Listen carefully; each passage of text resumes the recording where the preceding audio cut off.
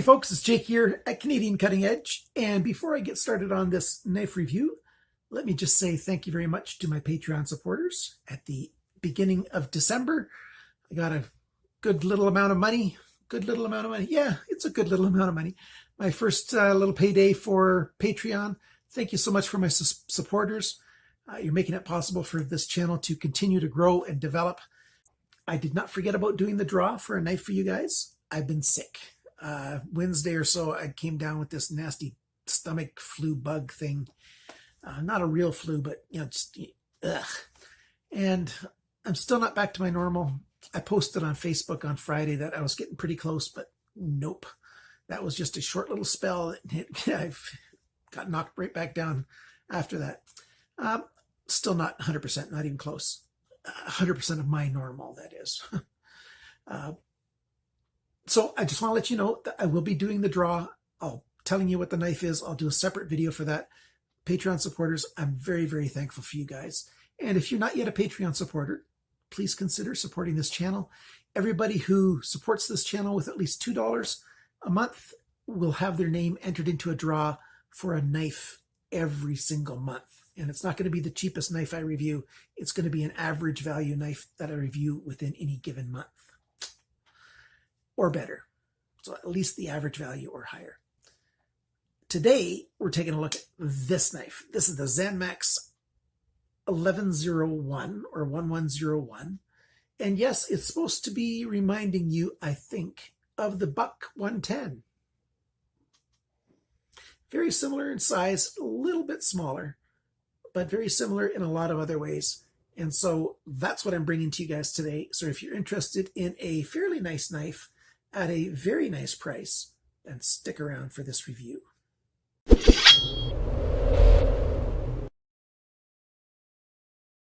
So one of the first things I want to do is do a little bit of a comparison. Buck 110, Zanmax 1101. This knife is a little bit bigger. You can certainly see it in this picture here, but it's not a lot bigger. The sheath is very much the same. See, if I match up the bottom, then it almost matches up here, and just this loop comes up higher than this one. But as far as the width goes, see, you can just barely see the black one through there. Very much the same size in a lot of ways. This leather is quite a bit nicer than this leather, but this leather is not bad. It's totally authentic leather. On this sheath, you've got some nice little rivets. This sheath, it just ends, the sewing just ends. It's okay. Not great, not terrible. Very similar construction in pretty much every other way. This does have a little bit of a stretch. When they made this, the leather got stretched here a little bit, and so it's a little bit off right there. Let's see if I can get it to focus. You might be able to see that the leather seems to be a little bit stretched when they did this corner here as compared to the rest of it. But that's a very minor thing, especially when you consider the price of this knife, and we'll look at that a little bit later on. So the sheath's similar, or pouches, whatever you want to call them. The knife itself, let's put them this way so they're both facing the same way. The pivot's on this end. Very close to the same size, very similar length.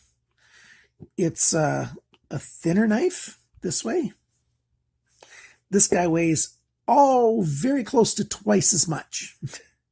You've got a bunch of pins here holding it together. There's the silver one is the pivot pin for the back lock.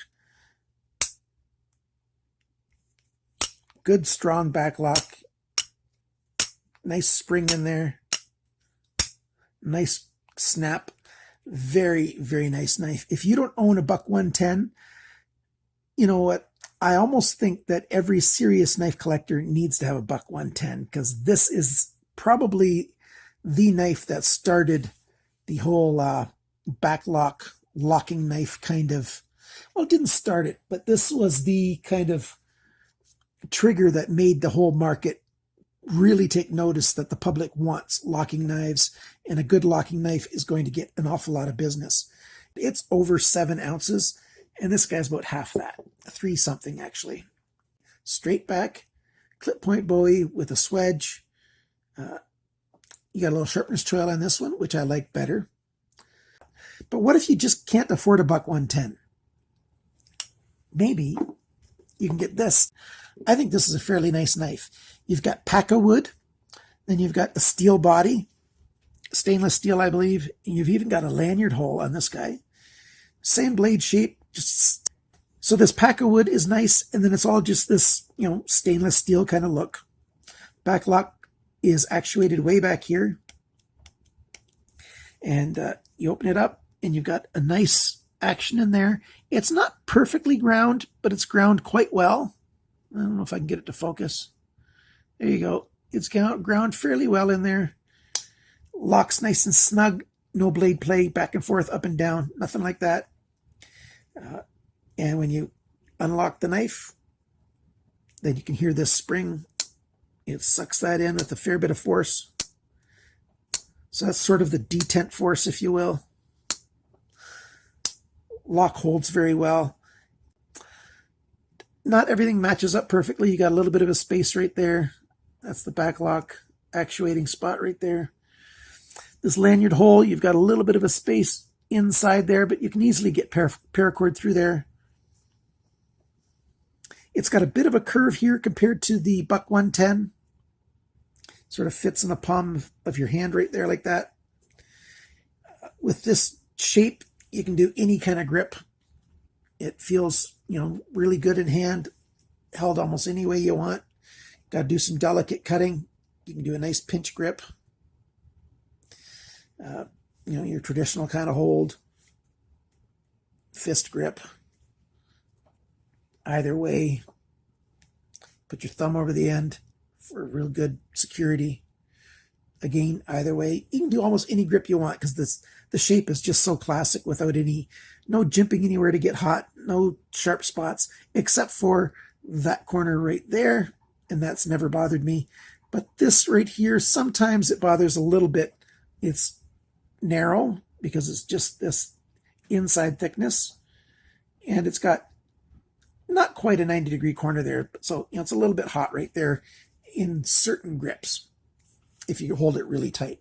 But if you just hold it in this kind of grip, you can work for quite a while without it getting hot in hand.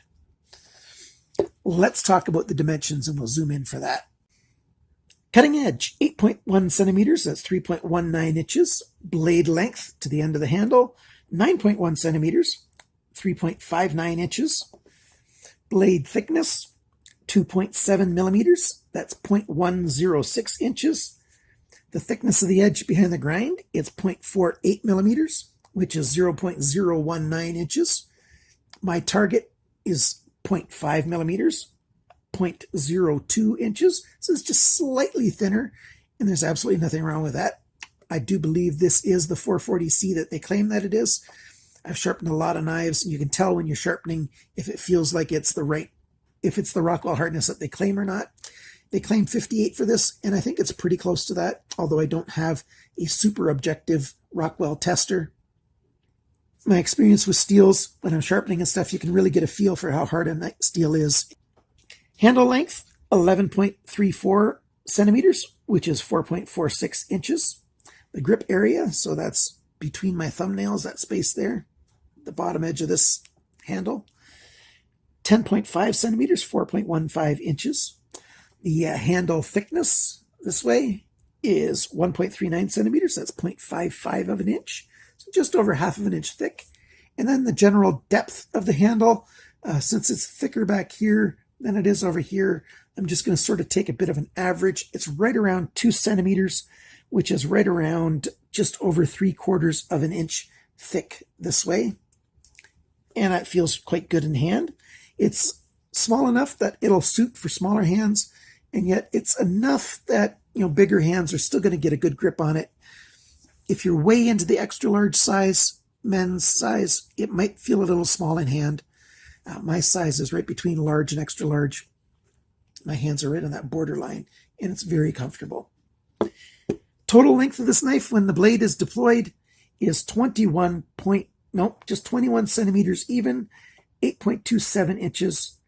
It weighs 111 grams, which is 3.9 ounces.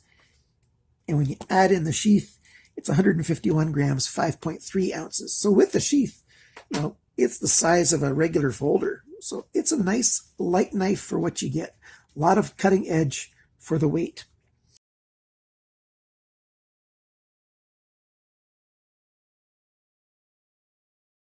Use my coupon code. It's out10 off. You'll get 10% off. This knife is worth the price that they're charging for it. I've got no doubt about that. I believe it completely. Is it a perfect knife? No. There's a couple little flaws. On mine, there's a bit of a space right there between the back spring, or the back spring here, and the outside of the knife. That scale there, the frame, a little bit of a space there. It's not bad, but it's there. The other side is much closer. You can't even see it in some places. The lanyard hole, slightly rough on some of the steel there. Not a big deal for a budget knife. I like that you've got this chamfer that goes all the way around the steel, so it's quite comfortable in hand. This back lock is nice and strong. There's, like I said earlier, there's no blade play side to side, up and down. The lock is right solid, just the way you want it. Is there anything terrible about this knife? Anything glaring that says, wait, don't buy this knife? No, I don't see anything like that at all. It's a decent knife. As I mentioned before, I like the sharpener's choil. I like this paca wood. Nice coloring on that. It looks great. There's no chips or flaws in it anywhere that I could find. I used to be a woodworker, so I'm really picky about wood, and this is done very well. Not everything is perfect on the fit and finish. You got another space right there. No big deal. I've sharpened this knife myself because the way a knife is going to be for most of its life is how I like to test it in my videos now. So let's see how well it cuts. This is just regular copy printer paper, so it's around 20 pounds. If you can cut down the edge of a piece of paper without sliding the blade across, you can easily cut like this. That's not hard to cut when you're sliding the knife across. But can you cut going straight down? Most times, most people can't do that. This knife sharpens up very well, holds the edge quite well. Certainly it cuts that way as well. I'm a little bit off screen there. It's a good cutting knife. Certainly can cut paper. Let's do some other tests. We've got this 7-strand paracord here, and I think I've got I got 4 layers of it, and it just zips through when you want to cut. No problem at all. You can shave wood with it, no problem, if you need to do some woodworking. I mean shape, not shave. Wood generally isn't so hairy that it needs to shave.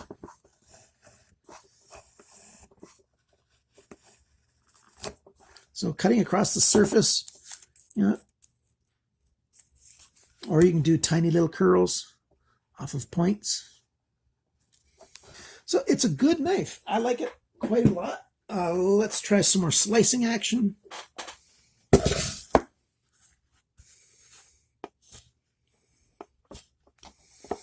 As you can see here, this is a good 7-strand paracord. And those 7 strands each have 3 strands of their own. If I untwist them. It's a good paracord that I got from GearBest. I like it a fair bit. And you can just cut straight through, going straight down. And of course, it'll slice just fine as well. I like you got a nice long flat area to work with. You got a nice belly. You've got a nice pointy, stabby tip if you need to do that kind of work. And the way it's made, it doesn't have an extreme amount of strength here, but it's fairly strong at the tip.